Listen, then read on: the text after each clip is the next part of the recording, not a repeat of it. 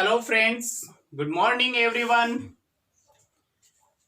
और good morning के साथ हम बात करने जा रहे हैं एक नए टॉपिक, और वो अपना टॉपिक है लोहे इस्पात उद्योग। भारत के प्रमुख लोहे इस्पात उद्योगों के बारे में हम बात करेंगे इस वीडियो में। और आप शायद तैयार होंगे इस क्लास के लिए, और क्यों नहीं होंगे, पढ़ने वाले स्टूडेंट हो, पढ़ना जरूरी है। पढ़ते रहा करो, पढ़ते पढ़ते ही सोया करो। तो नींद अच्छी आती है ना किताब के साथ, बहुत अच्छी आती है, अगर नहीं आ रही तो भी आती है। लोहे इस्पात उद्योग हमारा टॉपिक। हम बात करें लोहे इस्पात उद्योग के बारे में, अगर थोड़ी सी बेसिक चीजें कंसल्ट कर लेते हैं। देखो, किसी भी प्रकार की आज का जो युग है उसमें लोहा एक काफी इंपॉर्टेंट फैक्ट है। चाहे वो उद्योग हो, चाहे घरेलू कामकाज में आने वाले साधन हो, उपकरण हो, सब चीजों में लोहे की काफी प्राथमिकता। यूं कहें कि आधुनिक युग लोहा युग है। उद्योगों की धुरी जननी जिसे कह सकते हैं, किसको? लोहे को। लोहा भारत में काफी क्षेत्रों में लोहे की प्राप्ति होती है। क्या उन सभी क्षेत्रों में लोहे इस्पात उद्योग हैं? क्या लोहे इस्पात उद्योग के लिए केवल लोहा चाहिए? ऐसा नहीं है। क्यों? क्योंकि लोहा ऐसा के साथ साथ इसके लिए, इसको गर्म करने के लिए कोयले की आवश्यकता पड़ती है काफी मात्रा में। देखो, 1 टन लोहा बनाने के लिए 1.4 टन उसमें कोयले की मात्रा भी चाहिए।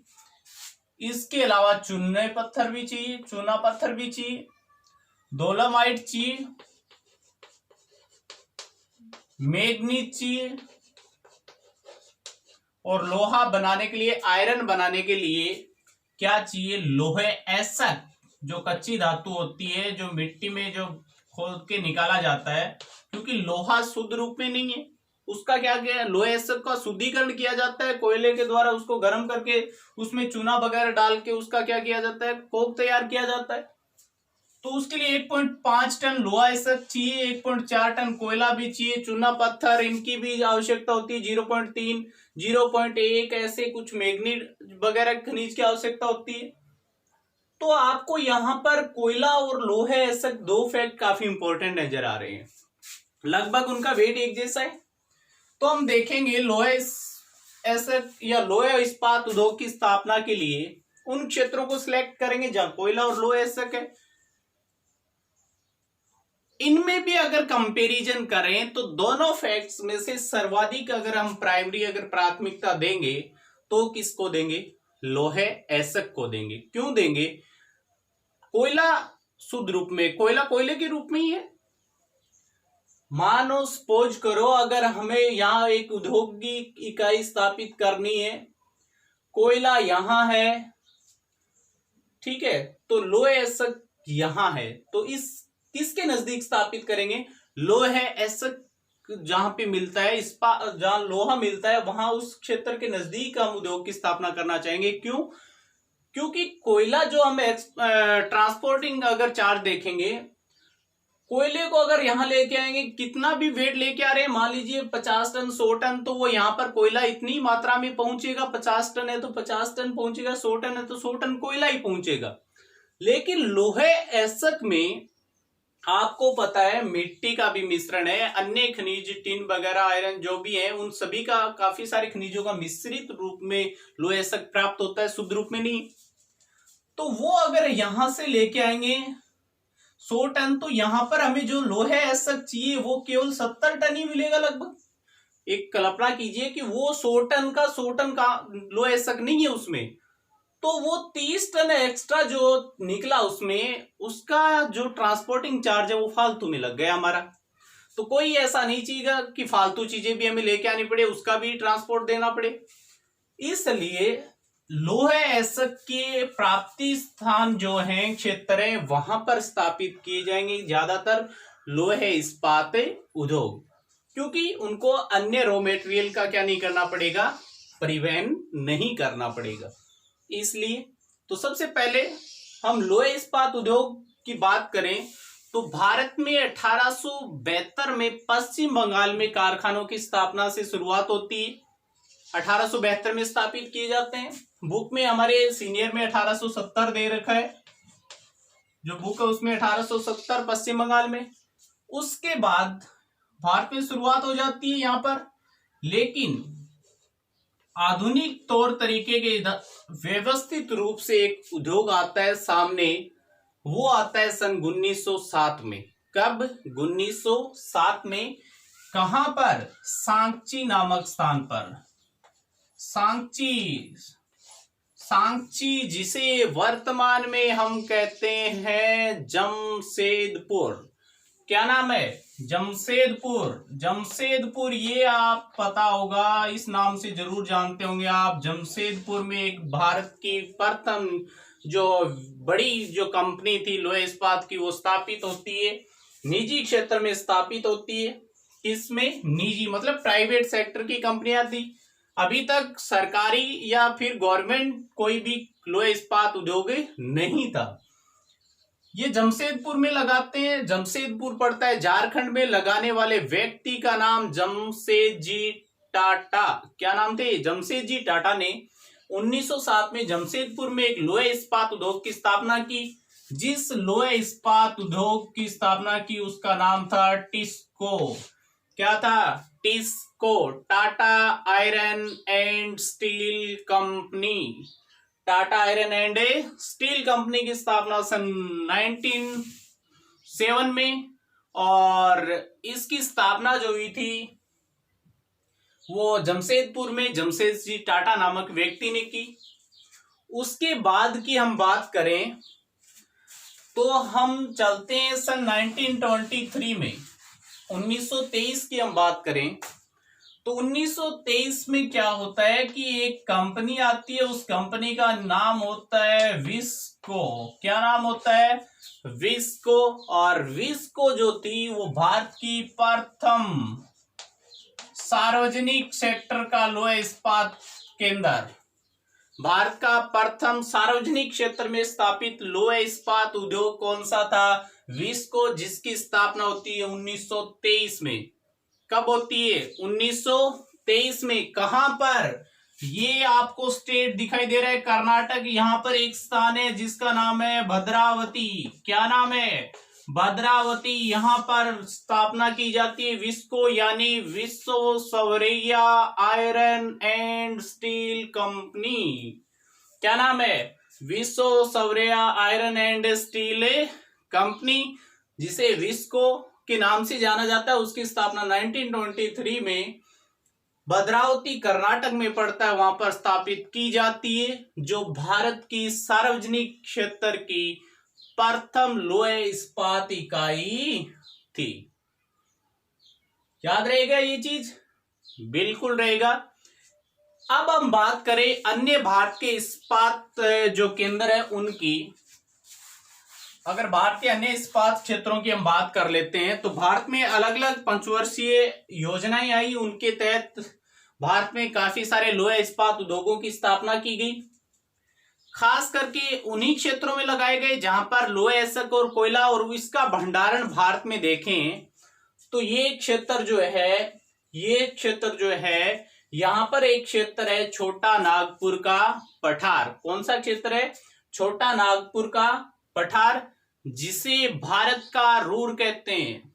जिसे भारत का क्या कहते हैं? रूर कहां पर है? जर्मनी में एक नदी का नाम है कोयला नदी, जिसे बोलते हैं रूर। औद्योगिक प्रदेश है। तो भारत का रूर किसे कहते हैं? छोटा नागपुर पठार को कहते हैं, जो खनिजों की दृष्टि से काफी संपन्न क्षेत्र है भारत का। कौन सा? छोटा नागपुर पठार। ये बेल्ट यहां पर पड़ जाता है उड़ीसा, छत्तीसगढ़, झारखंड, पश्चिम बंगाल के क्षेत्र में ये क्षेत्र आ जाता है। यहां पर काफी औद्योगिक इकाइयां स्थापित हुई। किसकी? लोहे इस्पात। इसके अलावा यहां पर दोनों चीजें थी, कोयला भी था, लोहे इस्पात भी था। यहां दक्षिण में देखें आंध्रा, तमिलनाडु और कर्नाटका में यहां पे कोयला उपलब्ध नहीं होने के बावजूद भी लोहे इस्पात उद्योग की स्थापना की गई, क्योंकि यहां पे क्या था, जैसे यहां पर लोहे एसक उपलब्ध था। क्या था? लोहे एसक जरूर उपलब्ध था। कोयला यहाँ पर प्रारंभिक तौर पर लकड़ियों से बनाया जाता था। किसको? यहाँ के वनों की लकड़ी काट के उसको कोयले की जगह जला के काम में लेते थे, लकड़ियों को। और यहाँ पर एक आपको विशाखापट्टनम, जो भारत का एकमात्र तटीय लोहे इस्पात इकाई है विशाखापट्टनम में, जहां से कोयले का क्या करते हैं, आयात करते हैं ऑस्ट्रेलिया से। बाद में यहाँ पर लोहे इस्पात उद्योग की स्थापना भी की गई विशाखापट्टनम में, जो एकमात्र तटीय। तो हम इन सभी के बारे में एक बार चर्चा कर लेते हैं, भारत के प्रमुख लोहे इस्पात केंद्रों की। ये आपने वो जमशेदपुर देखा झारखंड में, एकमात्र ऐसा संयंत्र जो कोयला और लोहे इस्पात दोनों की सुविधाएं वहां पर हैं। कोयला और लोहे इस्पात दोनों की वहां पर सुविधाएं उपलब्ध हैं, ऐसा जमशेदपुर। तो हम बात कर रहे थे इनके बारे में। तो इनकी अगर हम चीज देखें तो सबसे पहले हम देख लेते हैं कि भारत में आपको पता है प्राथमिक शुरुआती दौर में जब पंचवर्षीय योजना स्वतंत्रता के बाद स्टार्ट की गई थी, तो प्रथम जो पंचवर्षीय योजना थी उसमें उद्योगों के ऊपर बिल्कुल ध्यान नहीं दिया गया, सिर्फ कृषि सेक्टर को ही चुना गया था। किसको? कृषि को, क्योंकि भारत को क्या बनाना था? खाद्यान्न में आत्मनिर्भर बनाना था। जान है तो जहान है आजकल चल रहा है खूब, तो वही टारगेट इनका था। खाने पीने के साधन चाहिए, बाद में देखेंगे विकास के बारे में। और वो सिचुएशन आज भी लागू हो रही है इस कोरोना की वैश्विक महामारी के चलते। वो हाल थी उसी टाइम, वो आज हम जो जिंदगी जी रहे हैं, आधुनिकता हमारे आसपास नजर नहीं आ रही है। सिर्फ फोन को छोड़ दिया जाए, अगर वो नेट सिस्टम आज बंद होता तो हमारी जिंदगी उन्हीं आदिवासियों की तरह होती। तो आज हम इन चीजों का ख्याल रखें कि उन लोगों ने किस तरीके से अपनी कंडीशन में अपना जीवन जिया, हम भी जी सकते हैं, कोई बड़ी बात नहीं। देखो जी रहे हैं, आज से कुछ महीने पहले सिचुएशन अलग थी, अलग बातें थी, और आज जिस तरीके से जी रहे हैं आज भी कुछ फर्क नहीं पड़ रहा, जी तो रहे हैं। लगता था ये चीजें नहीं होंगी तो शायद नहीं जी पाएंगे, पर कोई फर्क नहीं पड़ा। इंसान हर कंडीशन में ढाल लेता है, सुविधाएं नहीं हो तो भी रह लेता है, ऐसी बात नहीं है। सबसे समझदार प्राणी है इस पृथ्वी के ऊपर। तो हम बात कर रहे थे, तो प्रथम पंचवर्षीय योजना में इन पे ध्यान नहीं दिया गया। जैसे ही दूसरी पंचवर्षीय योजना लागू होती है, तो देखा कि सिर्फ खाद्यान्नों से काम चलने वाला नहीं है, देश के विकास के लिए उद्योगों की काफी ज्यादा जरूरत पड़ी, और वो जरूरत महसूस हुई। तो द्वितीय पंचवर्षीय योजनाओं में 3 इस्पात संयंत्रों की स्थापना कर दी गई। कितने? 3। कौन कौन से आप याद रखोगे? देखो यहां पर है पश्चिम बंगाल। पश्चिम बंगाल में एक इस्पात संयंत्र है दुर्गापुर। कौन सा? दुर्गापुर। दुर्गापुर कहां पर है? पश्चिम बंगाल में। इसकी स्थापना करता है एक कंट्री के सहयोग से की जाती है, वो है ब्रिटेन। कौन से देश के सहयोग से? ब्रिटेन के सहयोग से दुर्गापुर इस्पात संयंत्र की स्थापना होती है। कब? दूसरी पंचवर्षीय योजना में। और अगर देखें इसी योजना के तहत तो एक और आता है, यहां पर है छत्तीसगढ़ का ये इस्पात संयंत्र है भिलाई। कौन सा? भिलाई। और इसकी स्थापना होती है एक मित्र राष्ट्र भारत का रूस। किसकी सहायता से? रूस की सहायता से छत्तीसगढ़ में भिलाई, ब्रिटेन की सहायता से दुर्गापुर। कहां पर? पश्चिम बंगाल में। एक तीसरा और संयंत्र आ जाता है, ये स्टेट उड़ीसा में इस्पात केंद्र राउरकेला। कौन सा? राउरकेला इस्पात संयंत्र, जिसकी स्थापना किस देश के सहयोग से की जाती है? जर्मनी के सहयोग से। तो ये तीनों कारखाने द्वितीय पंचवर्षीय योजना में स्थापित होते हैं। कौन कौन से कारखाने? दुर्गापुर, अगर हम इन्हें देखें, द्वितीय दुर्गापुर, भिलाई, राउरकेला, ये तीनों स्थापित होते हैं। वो तीनों के तीनों भारत की द्वितीय पंचवर्षीय योजना में स्थापित। पूछ लिया जाए दुर्गापुर, भिलाई, राउरकेला। दुर्गापुर की स्थापना ब्रिटेन के सहयोग से, राउरकेला की स्थापना जर्मनी के सहयोग से उड़ीसा में, भिलाई की स्थापना छत्तीसगढ़ में रूस के सहयोग से। याद रखोगे तीनों के तीनों द्वितीय पंचवर्षीय योजना में स्थापित है। एक और आता है, कौन सा आता है? वो आता है अपना, यहां पर एक इस्पात संयंत्र है झारखंड में। कौन सा राज्य है यहां पर? झारखंड। झारखंड में एक इस्पात संयंत्र जिसका नाम बोकारो।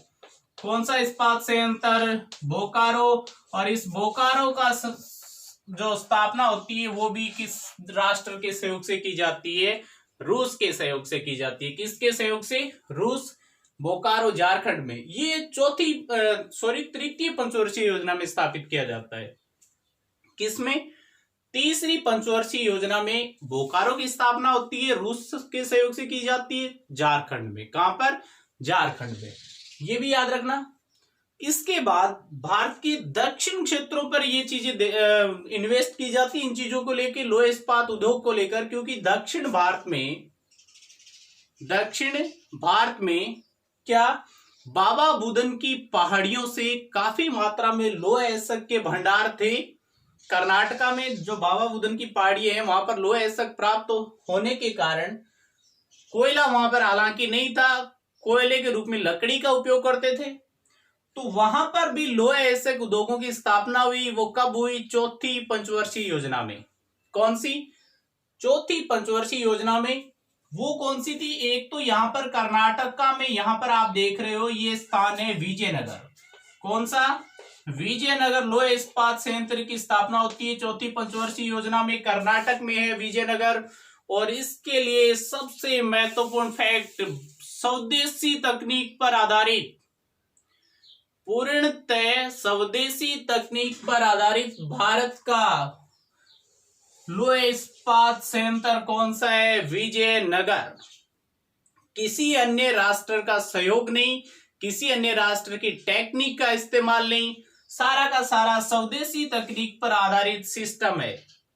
और उससे लोह इस्पात क्या किया जाता है? तैयार किया जाता है। ये फैक्ट आप याद रखना। कहां? विजयनगर। कहां पर? कर्नाटक में। इसके अलावा यहां आप देख रहे हो तमिलनाडु। कौन सा स्टेट देख रहे हो? तमिलनाडु। राजधानी चेन्नई। यहां पर एक इस्पात संयंत्र सेलम भी आपको देखने को मिलेगा लिखा हुआ, तो वो यही है, सेलम या स्लेम। तमिलनाडु में पड़ता है। कहां पर पड़ता है? तमिलनाडु में। ये भी अपनी चौथी पंचवर्षीय योजना में स्थापित किया गया था। उसके बावजूद भारत का एकमात्र तटीय लोह इस्पात इकाई, जो एक बंदरगाह भी है भारत का प्रमुख, पूर्वी तट का प्राकृतिक बंदरगाह विशाखापट्टनम। कौन सा? विशाखापट्टनम। तो ये अपना विशाखापट्टनम है, जो भारत का एकमात्र तटीय लोह इस्पात, तट के ऊपर स्थित लोह इस्पात इकाई कौन सी है? विशाखापट्टनम है, जिससे कोयले का क्या किया जाता है? भारत से आयात किया जाता है, ऑस्ट्रेलिया से आता है। और बाकी लोहा यहां पर उपलब्ध है इधर उड़ीसा से, क्योंझर, मयूरभंज, सुंदरगढ़ जैसे क्षेत्रों से लोहा भारत में पर्याप्त मात्रा में उपलब्ध है। लेकिन कोयला इस दक्षिण क्षेत्र में अगर देखें, सिंगरेनी जरूर तेलंगाना में है, लेकिन उसके बाद नेवेली है तमिलनाडु में, इसके आसपास कोयला है, लेकिन उनके लिए पर्याप्त मात्रा में नहीं है। तो ये इस्पात संयंत्र हमने देखे अभी तक। कौन कौन से? विजयनगर, भद्रावती दोनों कर्नाटका में, सलेम तमिलनाडु में, विशाखापट्टनम आंध्र प्रदेश में, यहां पर राउरकेला उड़ीसा में जर्मनी द्वारा स्थापित, भिलाई छत्तीसगढ़ में रूस द्वारा स्थापित, दुर्गापुर पश्चिम बंगाल में किसके द्वारा? ब्रिटेन के सहयोग से, इधर बोकारो रूस के सहयोग से। ये कौन सा रह गया बीच में? जमशेदपुर, भारत का प्रथम व्यवस्थित और आधुनिक अगर लोह इस्पात केंद्र जमशेदपुर में, उस टाइम का टाटा जमशेद जी ने स्थापित किया 1907। ये जमशेदपुर एकमात्र ऐसा इस्पात केंद्र जो कोयला और लोहे दोनों इसके आसपास हैं। बाकी कोई कोयला क्षेत्रों के पास है तो कोई लोहे प्राप्ति के क्षेत्रों के पास है। ये यहां पर बरनपुर, दुर्गापुर, ये है बरनपुर, हीरापुर, कुल्टी। अगर देखें हीरापुर, बरनपुर, कोल्टी, ये तीनों इकाइयां जो सेल के अंतर्गत काम करती हैं, तो ये यहाँ पर पश्चिम बंगाल में तीनों की तीनों इकाई कहां पर है? पश्चिम बंगाल में। तो ये पारादीप है जहां से लोहे एसक का निर्यात किया जाता है जापान वगैरह को। यहाँ पर भी ये हमने अभी तक देखे अपने भारत के प्रमुख लोहे इस्पात केंद्र। आप अच्छे से इनको याद कर लोगे, स्टेट भी याद हो जाएंगे। थोड़ा थोड़ा हमने बेसिक भी देखा, कौन सी योजनाओं के तहत किस किस कंट्री के सहयोग से इनकी स्थापना की गई है। इसके अलावा अगर हम कुछ फैक्ट देखें तो हम देख लेते हैं कि भारत में एक कंपनी का नाम आप सुनते हो, सेल। क्या? सेल।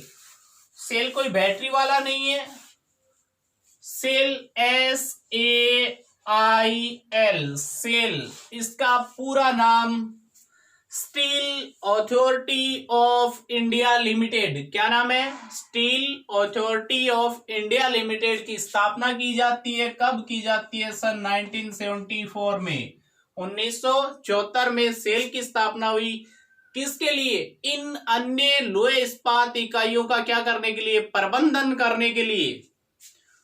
उनका प्रबंधन, उनकी देखरेख के लिए सेल की स्थापना सन 1974 में की गई, जिसके अंतर्गत अन्य इकाइयों का यह क्या करेगी? निगरानी करेगी। भारत में लोहे इस्पात उद्योग को क्या देगी? बढ़ावा देगी। इस उद्देश्य हेतु एक कंपनी है सेल, जिसकी स्थापना की गई सन 1974 में। तो ये भी सेल की स्थापना कब होती है? 1974 में होती है।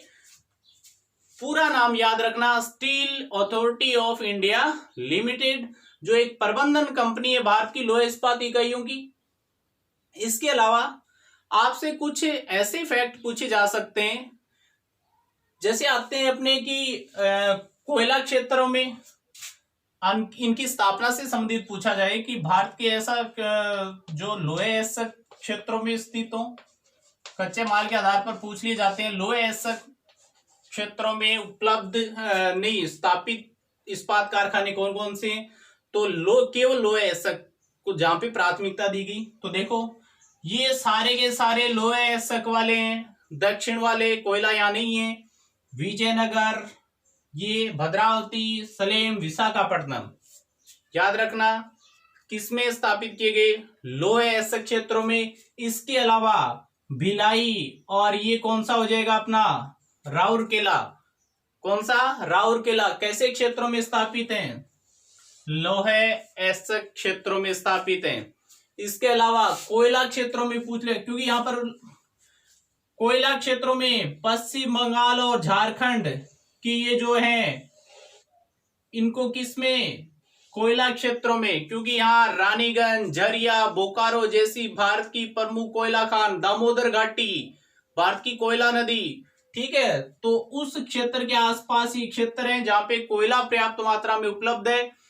तो वो कौन से हो जाएंगे? ये कोयला क्षेत्रों में उपलब्ध स्थापित कोयले क्षेत्रों में कौन कौन से? जैसे यहाँ पर बोकारो है, यहाँ पे दुर्गापुर है, बरनपुर है, हीरापुर है, कुल्टी है, कोयला क्षेत्रों में स्थापित है। इसके अलावा अगर आपको पूछ ले लोहा और कोयला दोनों के मध्य, तो एकमात्र अपना जमशेदपुर जो ऐसा है जो कोयला और इनकी क्या है? मध्य स्थित है। कौन सा? कोयला। ये याद रखोगे। एक और पूछ लिया जाता है कि भारत का तटीय क्षेत्र में स्थापित, तो वो एकमात्र अपना कौन सा हो जाएगा? विशाखापट्टनम। देखो कोयला और लोहे ऐसा प्राप्ति क्षेत्र दोनों नाम दिया हो, कोयला और लोहे। एकमात्र स्थान जमशेदपुर। तटीय क्षेत्र में स्थापित विशाखापट्टनम। दोनों क्लियर हो गए, एक एक नाम ही है। अब बचा कोयला और लोहे। कोयला पूछा जाए तो कोयला पर्याप्त मात्रा में यहाँ झारखंड और पश्चिम बंगाल से निकाला जाता है, रानीगंज, झरिया, बोकारो जैसे कोयला खानों से। ये याद रखोगे। यहां पर सिर्फ और सिर्फ क्या है? कोयला क्षेत्रों में कौन से हो जाएंगे? दुर्गापुर, हीरापुर, कुल्टी, बरनपुर, बोकारो जैसे संयंत्र कोयला प्राप्ति क्षेत्रों में स्थापित किए गए हैं। इधर विजयनगर, भद्रावती, सलेम और भिलाई और ये अपना राउरकेला, ये लोहे ऐसक प्राप्त वाले क्षेत्रों में स्थापित किए गए हैं। ये भी आप ध्यान रखना। तो इसी के साथ हमारा ये टॉपिक भारत के लोहे इस्पात उद्योग क्यों जरूरत है, कहाँ स्थापित है, किन राज्यों में, कब स्थापित किए गए और किन क्षेत्रों में कोयला है, लोहा है, ये भी हमारा कंप्लीट होता है। पूछ लिया जाए कोयला उत्पादक क्षेत्र भारत के, लोहे ऐसक प्राप्ति क्षेत्र, वो भी फैक्ट इसके साथ कंप्लीट। हमारा आज का इतना ही टॉपिक था, वो कंप्लीट होता है यहां मेरी तरफ से। और मैं आशा करता हूं कि आप भी इनको बिल्कुल आराम से तैयार करोगे, काफी काम आने वाले हैं। सीनियर तक आप क्या नहीं रखोगे, मैथ तो नहीं रखोगे, जिंदगी भर काम आएंगे अगर आप एजुकेशन से जुड़े रहे। नहीं रहेंगे तभी भी बच्चों को बताने के लिए जरूर काम में आएंगे। तो सभी फ्रेंड्स को all the best. Thank you everyone, thank you.